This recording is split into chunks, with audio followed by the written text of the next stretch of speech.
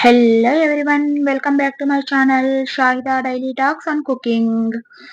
ఈ రోజు మన వీడియోలో వచ్చేసి సగ్గుబియ్యం పాయసం చేసుకుందామండి. ఎంతో రుచిగా టేస్టీగా, అది కూడా బెల్లంతో హెల్దీగా ప్రిపేర్ చేసుకుందాం, షుగర్ లేకుండా. ఎలా చేసుకోవాలో ఇప్పుడు నేను చూపిస్తాను, అదే ప్రాసెస్ లో. ముందుగా ఒక గిన్నె తీసుకొని ఒక కప్పు సగ్గుబియ్యాన్ని వేసి బాగా వాష్ చేసుకోండి. ఒక 2 టైమ్స్, ఏమన్నా డస్ట్ ఉంటే వెళ్ళిపోతుంది.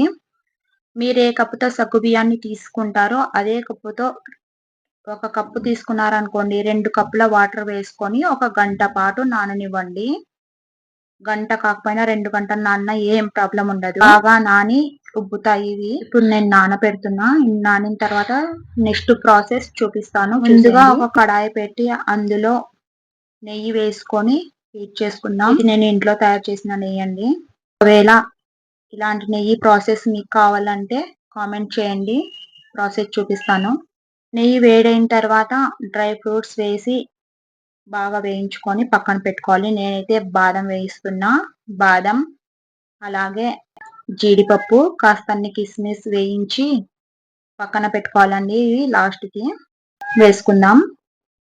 ఈ డ్రై ఫ్రూట్స్ వేసుకోకపోయినా అలాగే తినేయచ్చు, అంత బాగుంటుంది. ఉన్నాయి కదా అని నేను వేస్తున్నా. ఇదిగోండి, ఇలా వేయించుకోవాలి బ్రౌన్ కలర్ వచ్చేదాకా. తీసి పక్కన పెట్టేస్తాం. ఇప్పుడు నేను ఇక్కడ ఒక మిస్టేక్ చేశానండి, అది తర్వాత మీకు చెప్తాను. అయితే ఇప్పుడు పక్కన పెట్టుకుందాం. ఇందాక నానబెట్టుకున్న సగ్గుబియ్యం ఉన్నాయి కదా, అవి ఇప్పుడు పెట్టేసి బాగా ఉడకనిస్తాం.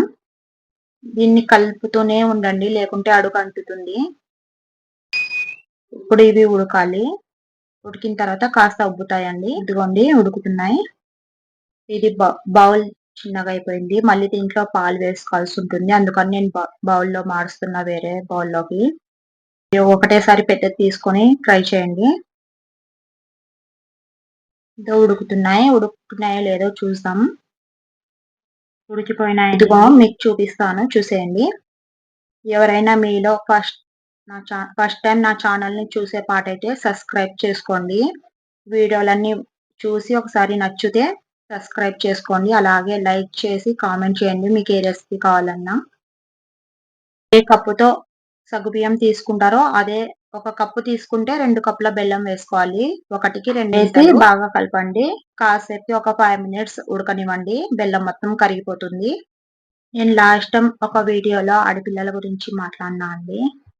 ఆడపిల్లలు కాదండి, ముఖ్యంగా మగపిల్లలకి జాగ్రత్త చెప్పండి. ఇప్పటి నుంచి మనం చెప్తే ఒక 20 ఇయర్స్ తర్వాత అయినా మారగలుగుతాం. ఒకవేళ ఆ వీడియో మీరు ఎవరన్నా చూడకపోతే ఒకసారి నా ఛానల్లోకి వెళ్ళి చూసేయండి.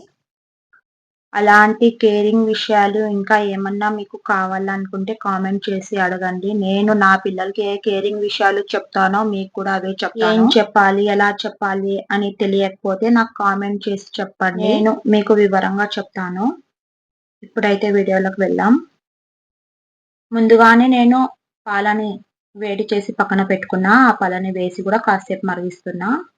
కాసేపు ఉడికాక ముందుగా వేయించి పెట్టుకున్నా కదా డ్రై ఫ్రూట్స్, అవి కూడా వేస్తున్నా.